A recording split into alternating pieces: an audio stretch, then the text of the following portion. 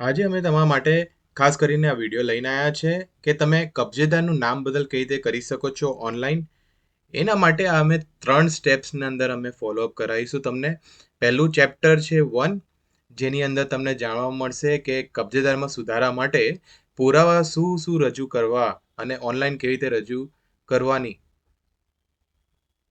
બીજાની અંદર તમને ખબર પડશે કે ઓક્યુપાયર નેમ ચેન્જ કરવા માટે ઓક્યુપાયર માટે શું શું પુરાવા અને કેવી રીતે એનો પ્રોસેસ કરવાનો છે, વેબસાઇટ કઈ નાખવાની છે ને બધું તમને આઈડિયા આપીશું.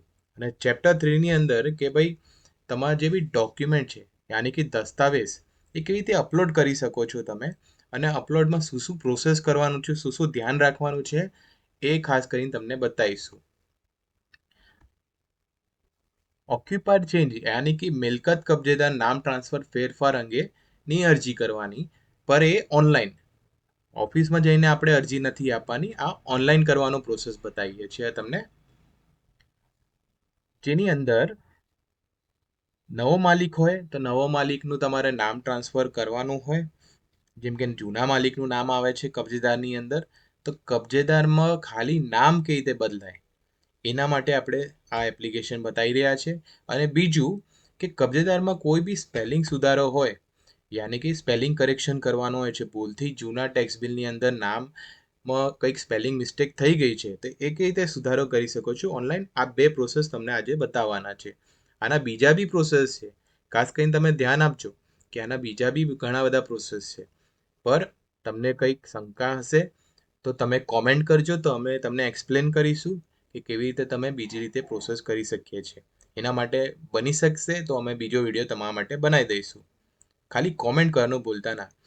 ડોક્યુમેન્ટ શું રજૂ કરવાના છે, જેમ કે વેચાણ કરાર અને પાવર ઓફ એટર્ની તમારે રજૂ કરવાની છે.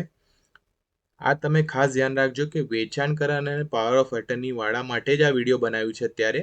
અને આ ખાસ કરીને ઘર માટે બનાવ્યું છે, ના કે કોમર્શિયલ માટે. આ ઘર માટે શું શું પુરાવા જોઈએ છે એના માટે બનાવ્યું છે. બીજો પુરાવો છે લાઇટ બિલ. ત્રીજો પુરાવો છે તમારો આઈડી પ્રૂફ, જેમ કે આધાર કાર્ડ, પાન કાર્ડ કે ઇલેક્શન કાર્ડ. અને ચોથો પુરાવો છે ટેક્સ બિલ. અને છેલ્લું છે તમારે જે બી ટેક્સ બિલ છે એ તમારે ક્લિયર હોવું જોઈએ, અને છેલ્લી ટેક્સ બિલની જે બી રસીદ હોય એ તમારે રજૂ કરવાની રહેશે. આ છે ઓક્યુપાયર નેમ ચેન્જ કરવા માટેના જે પુરાવા રજૂ કરવાના તમને, એ પુરાવા છે આ. સૌ પ્રથમ તમને તમારું બ્રાઉઝર ઓપન કરવાનું રહેશે. જેમ કે તમે ઇન્ટરનેટ એક્સપ્લોરર વાપરતા હોય, ક્રોમ વાપરતા હોય કે તમારું મોઝિલા ફાયરફોક્સ વાપરતા હોય. એની અંદર તમારે અમદાવાદ મ્યુનિસિપલ કોર્પોરેશનની ahmedabadcity.gov.in એ વેબસાઇટ તમારે નાખવાની રહેશે. આ અમદાવાદ મ્યુનિસિપલ કોર્પોરેશનની ઓફિશિયલ વેબસાઇટ છે, આ તમારે નાખવાની રહેશે. અને પછી તમારે આ વેબસાઇટ નાખ્યા બાદ તમારું શું શું કરવાનું છે એ તમને અમે બતાવીશું. તો ચલો વિડીયો શરૂઆત કરીએ.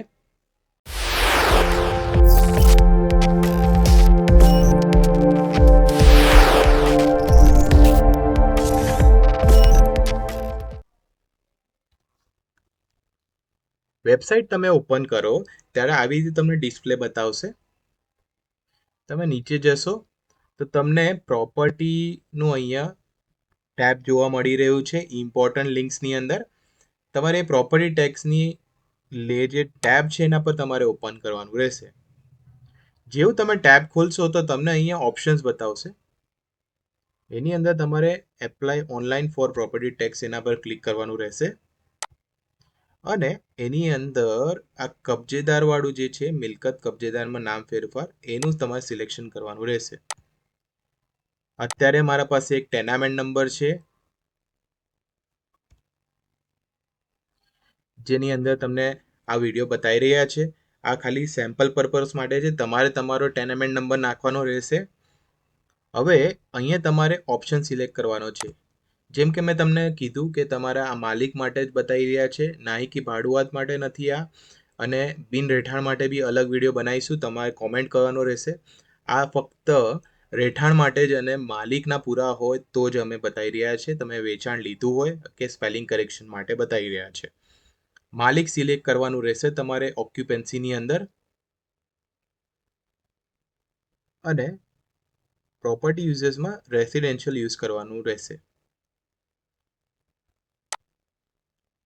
હવે અહીંયા તમારું એપ્લિકેશન નેમ યાની કે જે વેચાણ કરાર જેને લીધું છે, મકાન જેને લીધું છે એનું નામ આવશે અહીંયા. અત્યારે ફિલહાલ તો હું XYZ આપી દઉં છું નામ માટે, તમારે ખાલી બતાવવા માટે.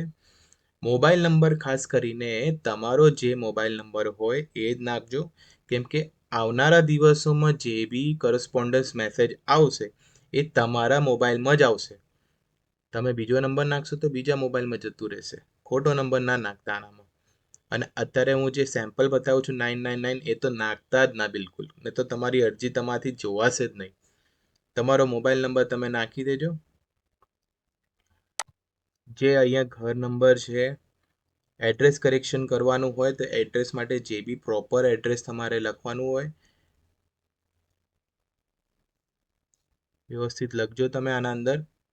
અને પિનકોડ જે તમારો ચાલતો હોય એ પિનકોડ તમારે લખવાનો છે. હવે ખાસ કરીને અહીંયા રિમાર્કમાં અરજી કરવાનું હેતુ તમારે લખવાનું છે. તો તમે અગર સ્પેલિંગ કરેક્શન કરાવતા હોય તો સ્પેલિંગ કરેક્શન લખવાનું છે. અને અગર તમે નામ ચેન્જ કરતા હોય તો અહીંયા તમારે નેમ ચેન્જ ઇન ઓક્યુપાયર લખવાનું રહેશે. અત્યાર સુધી અહીંયા વિડીયોમાં તમે આવી ચૂક્યા છો તો તમે જાણી શકશો કે આગળ પ્રોસેસ તમે સ્કીપ ના કરતા, ના ને તો તમને પછી ખબર નહીં પડે કે કેવી રીતે પ્રોસેસ કરવાનો છે આગળનો. હવે તમારે અહીંથી નેક્સ્ટ ક્લિક કરવાનું રહેશે.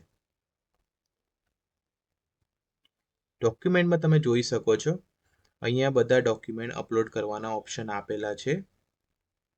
તમે જોઈ શકો છો અહીંયા કબજેદાર ટ્રાન્સફર માટેનું વેચાણ કરાર આપેલું છે, પાવર ઓફ એટર્ની આપેલું છે, વ્યવસાય વેરો યાની કે કોમર્શિયલ માટે એના માટે તમે કોમેન્ટ કરજો તો તમને વિડીયો બનાવીને આપી દઈશું. ગુમાસ્તા સર્ટિફિકેટ કોમર્શિયલ માટે જે હોય નામ ટ્રાન્સફર એના માટે, અથવા ભાડુઆતનું ચડાવવાનું હોય તો. આપણે અહીંયા ધ્યાન રાખવાનું છે અગર ઘર મકાન છે તો કબજેદાર, પાવર ઓફ એટર્ની અને અન્ય ડોક્યુમેન્ટ આ 3 વસ્તુ પર આપણે ધ્યાન રાખવાનું રહેશે. તો અહીંયાથી હું ચૂઝ કરું છું ફાઇલ. હવે જોઈ શકો છો મેં એક ફોલ્ડર બનાવી રાખ્યું છે ટેક્સ ઓક્યુપાય ચેન્જ. તમે તમારા અંદર કમ્પ્યુટરની અંદર તમારે સેવ કરી શકો છો અને એ તમે સિલેક્ટ કરી શકો છો. વેચાણ કરાર છે એટલે મેં જો કમ્પ્રેસ કરેલું છે 2 MBથી ઉપર હોવું ના જોઈએ તમારું ફાઇલ. પીડીએફમાં મેં કરેલી છે. તમે આવી રીતે કરી શકો છો. તમે 3 વસ્તુમાં કરી શકો છો: વેચાણ કરાર, પાવર ઓફ એટર્ની અને લાઇટ અને આધાર એકમાં જ નાખી શકો છો તમે અન્ય ડોક્યુમેન્ટમાં. વેચાણ અત્યારે તમે જોઈ શકો છો, હું વેચાણ પર ક્લિક કરીશ એટલે અહીંયા આ લખાઈને આવી ગયું ફાઇલનું નામ, પર તમારે અપલોડ કરવાનું રહેશે. અપલોડ કર્યા બાદ તમને આવું લાલ કલરનું ઓપ્શન સિલેક્ટ હોય એટલે તમે જોઈ શકો છો તમે કઈ ફાઇલ સિલેક્ટ કરેલી છે. આ તમે વેચાણ કરાર અમે મૂકી દીધું છે. 13 પાનાનું વેચાણ કરાર પૂરું અપલોડ થઈ ચૂક્યું છે. અને ખાસ કરીને કમ્પ્રેસ એટલે એવું કરજો કે તમારે આ ફાટે નહીં. સામેવાળા જે બી ઇન્સ્પેક્ટર હોય એને ડિટેલમાં ખબર પડે, વાંચી શકે, કેમ કે એ સામને ડિટેલમાં ચેક કરે છે. આવી રીતે તમારે અન્ય બી ડોક્યુમેન્ટ તમારે અપલોડ કરવાના રહેશે. પાવર ઓફ એટર્નીમાં બી અમે સિલેક્ટ કરી દઈએ છીએ અને અપલોડ કરીએ છીએ. જેવું અપલોડ કરીશું પાછળ લાલ કલરનું આઇકોન તમે જોઈ શકો છો અને તમે વ્યૂ બી કરી શકો છો. અને અન્ય ડોક્યુમેન્ટની અંદર આધાર અને લાઇટ બિલનું એક કમ્બાઇન્ડ છે ડોક્યુમેન્ટ, એ અપલોડ કરી દઈએ છીએ. આ ઓપ્શન સિલેક્ટ કર્યા બાદ સબમિટ એપ્લિકેશન પર તમારે ટિક કરવાનું રહેશે.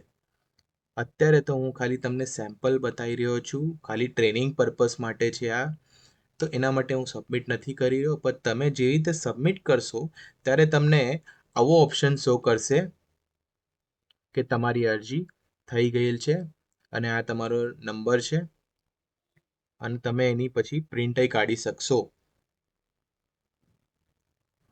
પ્રિન્ટ કાઢ્યા બાદ તમારે એ અગર વિડીયો તમારે ચેક કરવું હોય કે કેવી રીતે તમારું એપ્લિકેશન ક્યાં પહોંચી છે અને ક્યાં નહીં પહોંચી, તેના માટે ઓલરેડી અમે વિડીયો બનાવી દીધો છે કે કેવી રીતે તમે તમારું સ્ટેટસ ચેક કરી શકો છો. ઓલરેડી તમે ઉપર અહીં પોપઅપ આવી ગયું હશે, એ સ્ટેટસ પર ક્લિક કરજો એટલે તમને ખબર પડી જશે.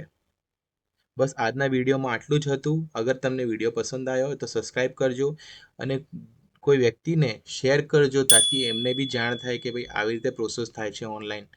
ખોટા એમને ઓફિસના ધક્કા ના ખાવા પડે. ઓનલાઈન બધો જ પ્રોસેસ થાય છે. આમાં જે બી ગવર્મેન્ટના ઓફિસર્સ છે એમના માટે બી એકદમ ફાસ્ટ પ્રોસેસ થઈ જાય છે, અને જે બી વ્યક્તિ છે એના માટે બી સારું રહે છે, ઘરે બેઠા બેઠા એપ્લિકેશન થઈ જાય. બસ આજના વિડીયોમાં આટલું જ હતું. વિડીયો ગમ્યો હોય તો લાઈક કરજો, શેર કરજો અને કોમેન્ટ કરજો. Thank you.